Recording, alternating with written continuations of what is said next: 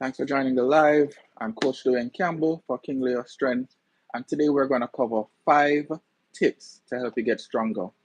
This particular video is recorded live.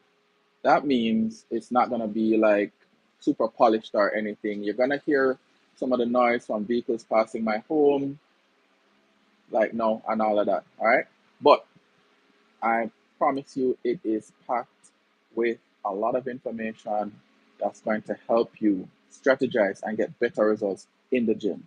The 5 tips I have for you today mostly will cost you no money at all. All right. So these are things that you can do for free that's going to help you to improve your strength training, the quality of sessions that you can get, and it won't cost you a single dollar. All right. So let's get started. The first important strategy that you can use to gain more strength in the gym is doing full range of motion exercises. And I understand, like, people go in the gym and then they think, oh, what I really want to do to gain strength is to lift heavy, right? So I'm trying to lift heavier and heavier each time I get inside the gym. And what happens is, as they lift heavier, now they start to shorten up the range of motion. So when they used to go full depth, full when they used to squat to full depth, now it's cut down and they're doing like half squats. And then, they want to increase the weight, they increase the weight again, and now they're doing quarter squats. It's not the same thing, right? And if your intention is to gain maximum strength, then full range of motion exercises is what you really want to be doing. All right. So you don't want to sacrifice quality for intensity, because you can, of course, yes, you can lift more weights over a shorter distance, but you won't be doing the same amount of work. The muscles won't be under tension for the same amount of time. And that's going to reduce the amount of work that the muscle is doing, the amount of load that the muscle is receiving, and therefore the results that you get are not going to be comparable to if you had been doing your full range of motion for these exercises. So, very first tip, golden one, make sure you do your full range of motion. Do not shorten up the reps as you increase the weight. All right. The second one, following on from that, is, so we went full range of motion, full recovery. I know it's not always possible for you to be fully recovered as you move from one exercise to the next or from one set to the next because of time constraints. Sometimes you only have a limited amount of time to be in the gym. Sometimes you have other things that you need to be doing after the gym that you probably think, oh, I have to rush off and do this. But for whatever workout you can get in, you're going to get more out of it if you are fully or near fully recovered in between sets. And the reason is this: the quality of the work becomes reduced when you're fatigued. Right? I remember, the quality of the sessions is what needs to improve if you are going to get stronger than you currently are. So if you are doing sorry, I have to let that pass. If you're doing 4 sets of 10 repetitions with 2 minutes rest, chances are you could increase the load if you extended your rest to 4 or 5 minutes between sets. You could get a lot more quality work done, which would give you more stress, more loading on the muscle, on the joints, on the bones, and improve your strength more rapidly than with inadequate rest between the sets. So look at this strategy because it is something that can pay you a lot of rich dividends in terms of moving forward and gaining strength. And in using this, you don't have to do it for all exercises. If there's a particular exercise that you're weak in, just increase the recovery between the sets. Let's say you give yourself a time frame for 1 month. In this cycle, every time I have this exercise, I'm going to increase the rest between because I want this exercise to improve and come up to the same level of mastery as the other exercises in my workout. So what you do is you increase the rest interval in between the sets of that exercise until it starts to improve. All right. Now we're moving deeper into the actual repetition schemes of the exercises. I have a personal preference for how I like my athletes to get stronger. I know that there are situations where you do need the athlete to gain some more muscle mass, but I think in general, as long as it's a athlete that needs to move their body around a court, around a playing field, around a track, I don't want my athletes to become too heavy. So I tend not to go with a bodybuilding phase. Well, a bodybuilding phase is generally when you have like um, the athlete doing sets of 12 to 15.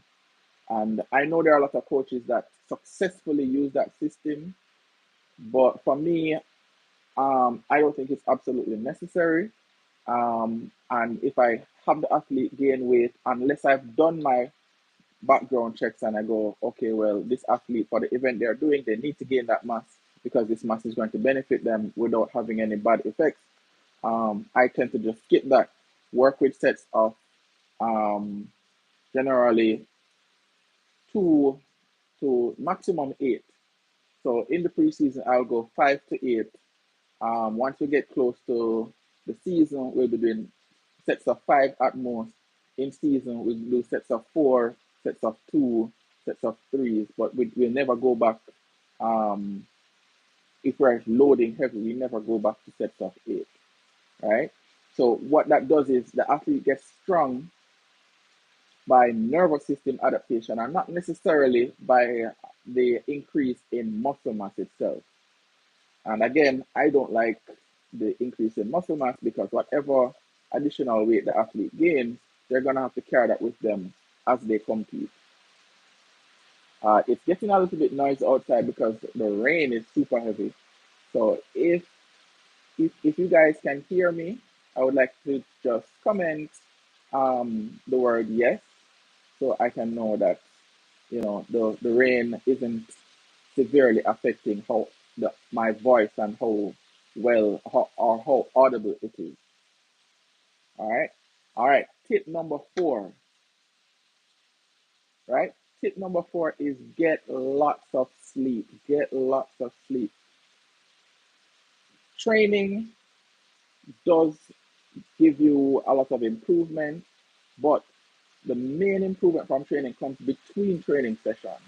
And the majority of that improvement comes while you are sleeping. When your body gears down, if it's not moving around a lot, then now it switches over to repair mode. And in that repair mode, all the different building of cells, strengthening of the bones, improving hormonal production, all the things that are actually going to push your body to recover from the training, majority of those, I would say up to 90% of that happens while you're sleeping. So get the maximum amount of sleep that you can get. Again, I know that there are time constraints, but within those time constraints, devote as much of it as is possible to sleep, because that is when your body is doing the majority of work to prepare it to become stronger. So the next time it comes underneath this training stimulus, you're able to do much better.